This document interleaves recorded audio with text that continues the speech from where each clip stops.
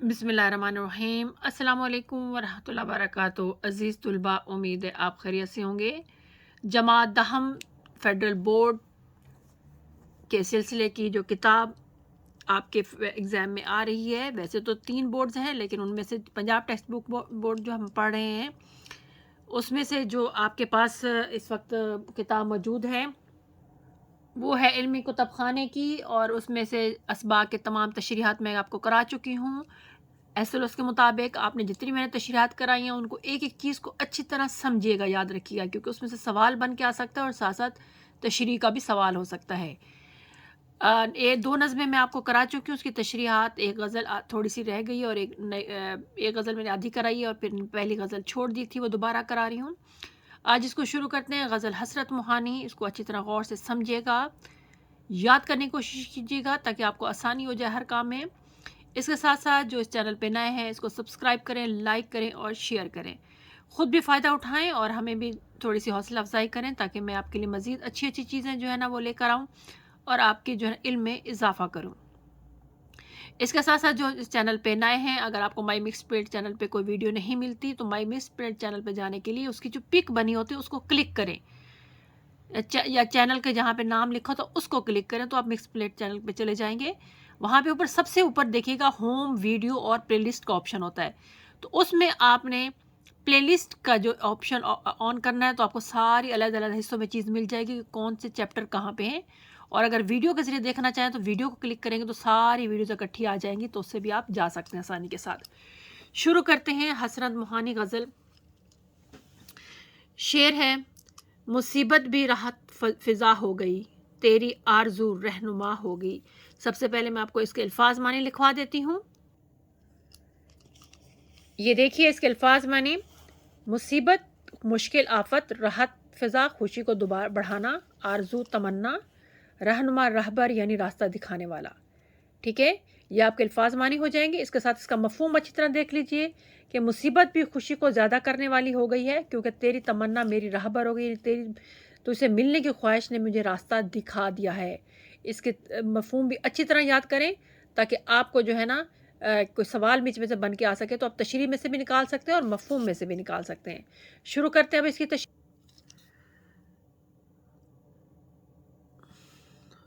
गज़ल का शेर हकीकत और मजाज का रंग लियो, यानी हकीकत मानी में, हकीकी मानों में भी है और मजाजी मानों में भी है। गज़ल के मतले में शायर ने बहुत लतीफ़ यानी अच्छे अंदाज में रास्ते में आने वाली मुश्किलात व मसाइब को राहत का बायस यानी खुशी का, सुकून का बायस करार दिया, वजह करार दिया। अगर इस शेर को इश्क हकीकी के तनाजुर में देखा, यानी इश्क हकीकी के पस मंज़र या इश्क हकीकी के तौर पर देखा जाए, तो शायर के बयान करता है कि तुझे पाने की जुस्तजू के ए अल्लाह ताला, तुझे हासिल करने की जो कोशिश है वो मेरी राहबरी कर, यानी मुझे रास्ता दिखा रही सीधा, और इस राह में आने वाली मुश्किलात मेरे लिए बायस तस्कीन है, ये मुझे खुशी का बायस, सुकून का बायस बनती है। अब इंसान इश्क हकीकी के सरशार हो जाता है, यानी उसके अंदर बहुत इश्क हकीकी का जज्बा भर जाता है, तो इसके दिल में सच्ची लगन बेदार होती है, सच्ची लगन पैदा हो जाती है। कदम कदम पर राह में आने वाली मुश्किलात को इंसान खातिर में नहीं लाता, यानी उसको कोई फोकियत ही नहीं देता, उस पर कोई उसका असर ही नहीं होता, क्योंकि ये मुश्किलात इनके लिए मसाइब की हैसियत नहीं रखती। यानी वो जो मुश्किलात होती है उसको मुसीबतें नहीं लगती, बल्कि खुशी में इजाफा का बायस बनती है कि मैं अपने महबूब से मिलने जा रहा हूँ, अपने रब से मुलाकात का मुझे शौक़ हो गया है। शायर कहता है कि तेरी तमन्ना मेरी रहनुमा हो गई है, यानी मेरी हयात का मकसद, मेरी ज़िंदगी का मकसद तो तेरी जुस्तजू, तेरी आरज़ू और तेरे विसाल, यानी तुझसे मिलने की ख्वाहिश है। जिसने तुझे पा लिया उसका नफ्स कोई दूसरी तमन्ना नहीं करता, यानी उसकी जान, उसका दिल। इसलिए शायर कहता है कि मैं हंसी खुशी अपनी मंजिल की रवान दवा हूँ, क्योंकि इस रास्ते पर चलकर बलाखिर मंजिल का हासिल मुमकिन है। शेर ऐड करना चाहें तो कर सकते हैं, वरना इसकी तशरीह काफ़ी है। तमन्ना है तेरी अगर है तमन्ना, तेरी आरजू है अगर आरजू है। अब मजाजी मानों में देखा जाए तो शायर कहता है कि महबूब को पाने की आरजू मेरी ज़िंदगी का हासिल है, यही आरजू मेरी रहनुमाई कर रही है, यानी मुझे रास्ते पे चला रही है। महबूब तक रसाई के लिए राह का हर हर कांटा फूल मुझे महसूस होता है और मुसीबत खुशी में तब्दील हो जाती है। महबूब का कुर्ब हासिल करने के लिए, जो नज़दीक जाने के लिए जो तकलीफ़ें और मुसीबतें आन पड़ी हैं वही शायर के लिए सुकून बख्श हैं, क्योंकि आशिक के लिए इसकी सफ़र की मंजिल का कुर्ब है, यानी करीब होना है, जिसके लिए वो किसी मुश्किल को खातिर में नहीं लाता, यानी उसकी कुछ समझता ही नहीं है। ان आहलों से पाँव के घबरा गया था मैं, इन आबलों के पाँव से घबरा गया था मैं, जी खुश हुआ है राह को परखार देखकर। शेर नंबर 2 देखते हैं। ये वो रास्ता है दियार वफा का, जहाँ बाद सरसर सबा हो गई। अब इसके मैं अल्फाज माने और साथ मफहूम बता देती हूँ, फिर तशरीह पे आते हैं। जी, इसका हल लुगत है दियार वफा, मोहब्बत की गली या यार की गली, या यार का कूचा। बाद सरसर तेज़ आंधी, सबा होती है सुबह की ठंडी हवा। और मफहूम है कि ये दियार वफा का वो रास्ता है, यानी मोहब्बत का, कि ये मेरे महबूब के पास जाने का वो रास्ता है जहाँ से गुजरती हुई तेज़ आंधी भी सुबह की ठंडी हवा जैसी मालूम होती है। यानी मैं उस मोहब्बत के रास्ते पर चल चुका हूँ जहाँ से गुजरते हुए तेज़ आंधी भी मुझे सुबह की ठंडी हवा की तरह लगती है। ये इसका मफहूम और इसका हल लुगत है, इसको अच्छी तरह देख लें। अब इसकी तशरीह पे आते हैं। शायर कहते हैं कि अगर मंजिल अच्छी और मर्जी के मुताबिक हो तो रास्ते की दुश्वारियों को खातिर में नहीं लाया जा सकता, यानी उनकी कोई हैसियत नहीं होती, बल्कि ये मुसीबत तो महसूस ही नहीं होती। दिल में लगन और शौक़ हो तो मंजिल पर पहुंचने की तमन्ना हो तो हर मुश्किल आसान हो जाती है। महबूब के दर तक जाने वाला रास्ता निहायत मुख्तसर और आसान महसूस होता है। ये हकीकी शेर है। शायर कहता है कि मैं अल्लाह से मुलाकात की एक सूरत है कि मेरी ये फ़ानी ज़िंदगी ख़त्म हो जाए, मेरी ज़िंदगी के दिन पूरे हो जाएं और रब का दीदार करूं। एक ना एक दिन मेरी ज़िंदगी के दिन पूरे हो जाएंगे, अगरचे ये दिन तकलीफ़ से भरे पड़े हैं, लेकिन ये दुनियावी तकलीफ़ें चंद रोज़ा यानी कुछ दिनों के लिए हैं। मेरे जहन में एक अच्छी मंजिल का तसव्वुर यानी ख्याल है, इसलिए दुनिया की तकलीफ़ मुझे डरा नहीं सकती, बल्कि मैं तो इनका तकलीफ़ से लुत्फ़ उठाता हूँ, मुझे मज़ा आता है। मुझे तेज़ आंधी भी सुबह की ठंडी हवा जैसी मालूम होती है। दुनिया की मुसीबतें भी मेरे लिए खुशी का बायस हैं। शेर को अगर मजाजी तनाजुर मजाजी मानों में देखा जाए तो शायर कहता है कि इश्क की राह पर सफ़र बज़ाहिर यानी देखने में बड़ा मुश्किल नज़र आता है। इश्क की राह में कदम रखने के बाद अंदाज़ा हो जाता है कि इसने बहुत कठिन और रास्ता अख्तियार किया है। इसमें कांटे ही कांटे, लेकिन महबूब को पाने की लगन, जो शौक़ है, और उस शौक़ ने शहर वफा की यानी उस मोहब्बत के जो जहाँ मुझे जाना है महबूब के घर, उसका रास्ता आसान कर दिया है। ए जज्बाए दिलगर, मैं चाहूँ हर चीज़ मुकाबिल आ जाए, मंजिल के लिए 2 गाम चलूँ और सामने मंजिल आ जाए और सामने आ जाए। ठीक है। उसके बाद शेर नंबर 7 है। मैं दरमांदा इस बारगाह अता का, गुनाहगार हूँ एक ख़ता हो गई। शेर नंबर 3, इसके अल्फाज मानी और इसका मफहूम देख लेते हैं, फिर तशरीह पे आते हैं। हले लुग़त देख लें। दरमांदा काफ़िले से बिछड़ा हुआ यानी जुदा हुआ। बारगाह यानी अल्लाह ताला का दरबार, लफ्सी माने में है जहाँ से कुछ मिलता हो। गुनाहगार, गुनाह करने वाला, गलती करने वाला। मफहूम है मैं अल्लाह ताला के दरबार से जुदा हो गया हूँ, मैं गुनाहगार हूँ, मुझसे गलती हो गई है, इसलिए अल्लाह ताला मैं अपने रब से दरबार से मैं जुदा हो चुका हूँ, अलग हो चुका हूँ, क्योंकि मुझे गलती की सज़ा मिली है। तो इसका मफहूम ये है, इसमें सवाल बनकर आपको आ सकता है। ये ऊपर वाली तशरीह देख लें, चाहे तो स्क्रीनशॉट ले लें, वरना मैं कोशिश करूँगी एंड पे इसके फुल पेज आपको दिखा दूँ अगर वीडियो में ज्वाइन हो गई तो। अब इस शेर की तशरीह पे आते हैं। इस शेर में शायर कहता है कि मैं अल्लाह के दरबार में हुक्म अदुली, हुक्म ना मानने का मुर्तकब हूँ, यानी मैं अल्लाह के दरबार में मैंने उसका हुक्म नहीं माना तो अपने काफ़िले से जुदा हो गया, यानी मैं जहाँ पे रह रहा था वहाँ से मुझे अलग कर दिया गया। गोया मैं अल्लाह के हुक्म की रूगुर्दानी की पदाश में, यानी अल्लाह के हुक्म ना मानने के जुर्म में उसके दरबार से निकाला गया हूँ। मैं ख़ताकार हूँ, यानी मुझसे गलती हो गई है, मुझसे बहुत बड़ी भूल हो गई। शायर ने शेर में हज़रत आदम अलैहिस्सलाम के जन्नत से निकाले जाने वाले वाक़े की तरफ इशारा किया है। जब अल्लाह ने हज़रत आदम अलैहिस्सलाम को तख्लीक किया तो इन्हें जन्नत में भेज दिया और कहा जो चीज़ चाहो खाओ पियो, लेकिन इस दरख्त के करीब न जाने से रोका और इस दरख्त का फल खाने से मना किया। लेकिन शैतान ने हज़रत आदम अलैहिस्सलाम को बहला फुसला कर धोखे से मना किया गए दरख्त का फल खाने पर मजबूर कर दिया। आप अलैहिस्सलाम ने दरख्त का फल नोश किया, यानी खा लिया, और अल्लाह की हुक्म ना मानने की पदाश में, हुक्म अदूली की पदाश, अल्लाह का हुक्म ना मानने के जुर्म में जन्नत से निकलना पड़ा, इन्हें ज़मीन पर भेज दिया गया। शायर कहता है कि मैं आदम अल्लाह के दरबार से निकला हूँ, एक गलती का इर्तिकाब किया था, मुझसे गलती हो गई थी जिसकी वजह से आदम ख़ताकार हो गया, यानी मैं गुनहगार हो गया, मुझसे गलती हो गई। मैं इस गलती को तलाफ़ी करके, यानी मैं गलती को माफ़ी मांग कर अल्लाह के हुक्म पर चलकर इस मकाम पर पहुँचना चाहता हूँ। वही मेरा असल मकाम है, क्योंकि मैं एक गलती के बाद इस दुनिया के गुनाहों की दलदल में उतरता चला गया। अब दोबारा अपने इस खोए हुए मकाम को पाने के लिए अपने असल की तरफ लौटने के लिए कोशिश दरकार है। تیرے کرم کا سزاوار تو نہیں حسرت، اب آگے تیری خوشی ہے جو سرفراز کرے۔ شعر نمبر 4 ہے تیرے رتبہ دان محبت کی حالت، تیرے رتبہ دان محبت کی حالت تیرے شوق میں کیا سے کیا ہو گئی۔ اب اس کے الفاظ مانیں اور اس کے ساتھ ساتھ اس کا مفہوم دیکھ لیجئے۔ رتبہ دان محبت مرتبے کو پہنچنے والا، حالت یا کیفیت کو بولتے ہیں، یعنی محبت کی حالت کو یا محبت کے مقام کو پہنچنے والا۔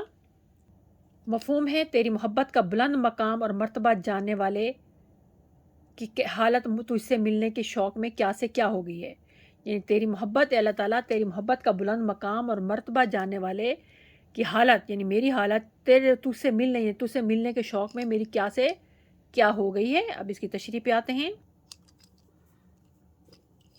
شاعر کہتا ہے کہ تیری محبت کا مقام حاصل کرنے والے، مقام جاننے والے کی حالت تجھ سے وصل کے شوق میں، یعنی تجھ سے ملنے کے شوق میں کیا سے کیا ہو گئی ہے۔ اس شعر کا عشق حقیقی کے تناظر میں دیکھا جائے، یعنی اس کی حقیقت میں دیکھا جائے تو شاعر کہتا ہے کہ تیرے عشق کو محبت کی مقام پر مرتبے کو پہچان گیا ہوں، مجھے معلوم ہے کہ تیری محبت کا کیا مقام و مرتبہ ہے۔ راہ طلب میں جذبہ کامل ہو جن کے ساتھ خود ڈھونڈ لیتی ہے منزل کبھی کبھی۔ حسرت کے کلام میں مختلف شعراء کے کلام کی چاشنی یعنی مزہ نظر آتا ہے، اس لیے انہیں شاعر رنگین نوا بھی کہا جاتا ہے۔ اس شعر میں شاعر اپنے محبوب کی یہ لکھنے کی ضرورت نہیں کیونکہ ظاہر ہے آپ کو جو تشریح آئے گی اس میں شعر آپ کو پتہ نہیں ہوگا کہاں سے لیا گیا ہے۔ اس شعر میں شاعر اپنے محبوب سے مخاطب اور اس کو اپنی حالت زار کی طرف متوجہ کرتے ہوئے توجہ دلاتے ہوئے کہہ رہے ہیں کہ ذرا دیکھ تو صحیح کہ تیری محبت کو بلند مرتبہ سے آشنا عاشق، یعنی تیری محبت کے بلند مرتبے کو جان کر عاشق کی حالت تجھے پانے کے شوق میں کیا سے کیا ہوتی جا رہی ہے۔ عاشق محبوب کے قرب کا متمنی، یعنی تیرے قریب ہونا چاہتا ہے اور اسے پانی کی خواہش میں جیتا مرتا ہے، وہ اپنی حیثیت کو بھی اس خواہش پر قربان کر چکا ہے، مگر اس کے باوجود اسے محبوب کی بے رخی اور بے اتنائی کا سامنا کرنا پڑتا ہے، یعنی اسے محبوب کسی حالت میں بھی جو ہے نا وہ دیکھنا یا اسے بات کرنا پسند نہیں کرتا۔ اذیت مصیبت ملامت بلائیں تیرے عشق میں ہم نے کیا کیا نہ دیکھا۔ شاعر کہتا ہے کہ تیری محبت کے بلند رتبے پر فائز ہونے کی حالت اور تمہیں پانی خواہش میں کیا سے کیا ہو گئی ہے۔ شاعر محبوب کے عشق میں مبتلا ہے، اس عشق کی وجہ سے اسے بڑے مصائب یعنی مصیبتوں کا سامنا ہے۔ محبوب کے ظلم و ستم تو عاشق ہنسی خوشی سہ لیتا ہے، لیکن اس کا روٹھنا تو عاشق کے لیے خدائی روٹھ جانے کے برابر، ایسے لگتا ہے کہ اس کی دنیا ساری اس سے روٹھ گئی ہے۔ محبوب اس کیفیت سے بے خبر ہے اور عاشق اسے اپنے لیے سزا سمجھتا ہے۔ محبوب کو کوئی اہمیت نہیں دیتا اس کے میرا عاشق میرے لیے اتنی پرواہ کرتا ہے، لیکن عاشق اپنے لیے سزا سمجھتا ہے کہ میرا محبوب مجھ سے کیوں نہیں بات کرتا۔ آخری شعر ہے پہنچ جائیں گے انتہا کو بھی حسرت، یہ مقطع ہے۔ جب اس راہ کی ابتدا ہو گئی، جب اس کی راہ کی ابتدا انتہا، یہ متضاد ہے، آپس میں صنعت تضاد استعمال ہو رہی ہے، ابتدا انتہا۔ اب اس کا جو ہے نا الفاظ معنی اور مفہوم دیکھ لیتے ہیں۔ انتہا آخری حد، ابتدا آغاز شروع۔ مفہوم انتہا کو بھی حسرت پہنچ جائیں گے، اس راہ کی ابتدا یعنی ہم آخر تک بھی پہنچ جائیں گے کیونکہ اس راستے پر ہم نے چلنا شروع کر دیا، اس کے معنی ہیں۔ غزل کے مقطع میں شاعر خود سے خود مخاطب ہیں کہ انتہا کو بھی حسرت پہنچ جائیں گی، یعنی آپ نے کہہ رہا ہے کہ میں انتہا تک بھی پہنچ جاؤں گا، اب اس راہ کا آغاز ہو چکا ہے، میں راستے پر چل پڑا ہوں۔ شاعر کہتا ہے کہ ہم اپنی منزل کو پا لیں گے کیونکہ ہمارے سفر کی شروعات ہو گئی ہیں۔ سب سے مقدم چیز تو وہ ہے کہ منزل کے حصول کے لیے، منزل کو حاصل کرنے کے لیے اس راہ میں قدم رکھا جائے، یعنی راستے میں قدم رکھا جائے۔ قدم رکھنا اور کام کی ابتدا ہی تو مشکل ہے، لیکن جذبے کی شدت کے ساتھ منزل کی طرف بڑھا جائے تو اتنی ہی منزل آسان ہوگی۔ اے جذبہ دلگر میں چاہوں ہر چیز مقابل آ جائے۔ شاعر عشق حقیقی کی منازل کی بات کرتا ہے، یعنی اس کے حصوں کی بات کرتا ہے، اس کے درجات کی بات کرتا ہے، کہ تصوف کے راستے پر قدم رکھنے کی بات کرتا ہے۔ تصوف کہتے ہیں انسان اللہ کے جب بہت زیادہ قریب ہو جاتا ہے، اسے اللہ کی قربت حاصل ہو جاتی ہے تو اس کو اہل تصوف کہا جاتے ہیں۔ عشق الہی میں معرفت رب، یعنی انسان جب اللہ کے عشق میں ڈوبا ہوتا ہے تو اسے اپنے رب کی پہچان اور خوشنودی الہی یعنی اللہ کی خوشی حاصل کرنا جان جوکھوں یعنی مشکل جان جوکھوں کا کام ہے، اس کے لیے بہت مشکل کام ہے، کیونکہ قدم قدم پر رکاوٹوں کا اس کا سامنا ہی مشکلات ہیں۔ دنیا کی رنگینیاں، مال دولت، اولاد اور نہ جانے کیا کیا انسان کی راہ میں یہ رکاوٹیں بن جاتی ہیں، مگر شاعر اس بات سے خوش اور مطمئن ہے کہ میں نے سفر عشق کا آغاز کر دیا ہے، اور جب اس راہ پر قدم رکھ دیا تو حصول منزل کی امید ہے۔ اس لیے شاعر پر امید ہے کہ جب سفر کی ابتدا ہو گئی ہے تو یقیناً منزل تک رسائی بھی ہوگی اور میرا یہ سفر انتہا کو پہنچے گا۔ انتہا سے مراد منزل ہے، یعنی محبوب حقیقی کی رضا خوشنودی حاصل کرنا ہے۔ محبوب حقیقی کی رضا یعنی اس کی خوشی حاصل کرنا ہے۔ شعر کے سفر سے مراد زندگی کا سفر بھی لے جا سکتا ہے کہ جب ہم نے زندگی کی شاہراہ پر قدم رکھ دیا ہے تو اب اس راہ کی انتہا کو بھی پہنچ جائیں گے۔ زندگی نہایت مختصر اور موت کے اس کے تعاقب میں لگی رہتی ہے۔ پھول کھلتے مرجھانے لگتے ہیں، یعنی زندگی کتنی دلکش کیوں نہ ہو مختصر ہی ہے۔ جو سیر کرنی ہے کر لے جب خزاں آئی، نہ گل رہے چمن میں نہ خار ٹھہرے۔ یہ دیکھ لیں۔ اب اس کے جملوں پہ 3 سوالات ہیں اس کے۔ شعر کے ہاں مصیبت کے رہ فضا ہونے سے کیا مراد ہے؟ شعر کے ہاں مصیبت کے رہ فضا ہونے کی وجہ ہے کہ رضا الہی کے سلسلے میں، یعنی اللہ کی رضا خوشی کے لیے آنے والی ہر مصیبت اس کے لیے باعث اطمینان ہے، یعنی سکون کا باعث ہے، کیونکہ یہ قرب الہی کا ذریعہ ہوگی، یعنی اللہ کے نزدیک ہونے کا ذریعہ ہوگی۔ چنانچہ محبوب کی آرزو رہنما ہونے سے، یعنی محبوب کی آرزو یا دل میں رکھنے سے اسے مصیبت راحت فضا ہو گئی، یعنی اسے مصیبتیں بھی آسان لگنے لگی ہیں۔ کون سے راستے پر چلنے سے مصیبت خوشی میں تبدیل ہو جاتی ہے؟ دیار وفا، یعنی اللہ کے راستے پر چلنے سے مصیبت خوشی میں تبدیل ہو جاتی ہے۔ جب دل میں لگن شوق ہو تو منزل پر پہنچنے کی تمنا ہو تو ہر مشکل آسان ہو جاتی ہے۔ شاعر منزل مقصود تک پہنچنے کی کیوں پر امید ہے؟ شاعر اس لیے منزل مقصود کے لیے پہنچنے کے لیے پر امید ہے کہ اس نے سفر کا آغاز کر دیا ہے۔ اس سفر کا اختتام منزل پر ہی ہونا ہے۔ مراد ہے کہ انسان اس دنیا میں آتا ہے اور اس کے سفر کی ابتدا ہو جاتی ہے۔ اس سفر کی انتہا یعنی سفر کی منزل آخرت کی زندگی ہے۔ اس منزل پر ہر ایک کو پہنچنا ہے، اس لیے شاعر اس منزل مقصود کر پہنچنے کے لیے پر امید ہے۔ امید ہے آپ کو اس کی ساری تمام اچھی طرح سمجھ آ گئی ہوں گی۔ انشاءاللہ تعالیٰ پھر اگلی غزل یا نظم کے ساتھ حاضر ہوں گی۔ السلام علیکم ورحمۃ اللہ وبرکاتہ۔ یہ دیکھیں اس کی یہ فل پک ہے۔ آپ چاہے تو اس کو اسکرین شاٹ لے کے اپنے پاس محفوظ کر سکتے ہیں۔ میں اس کو تھوڑی دیر کے لیے ہولڈ کرتی ہوں، چاہے تو آپ اس کو ہولڈ کر کے لکھ لیں اور چاہے تو اس کا اسکرین شاٹ لے لیں۔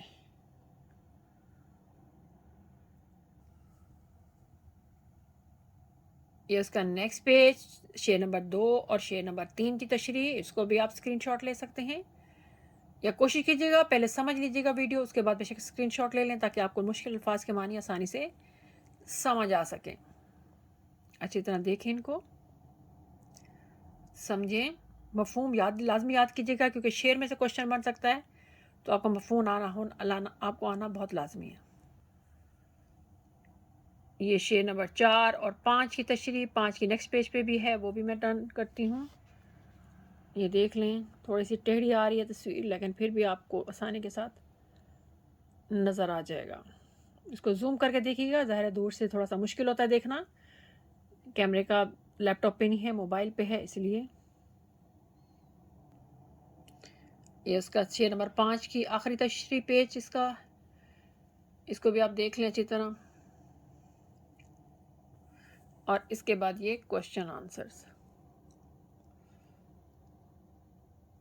چاہے تو اسکرین لے کے شاٹ لے کے یا جیسے زوم کر کے دیکھیے گا تو پھر آپ کو زیادہ اچھی طرح کلیئر نظر آئے گا۔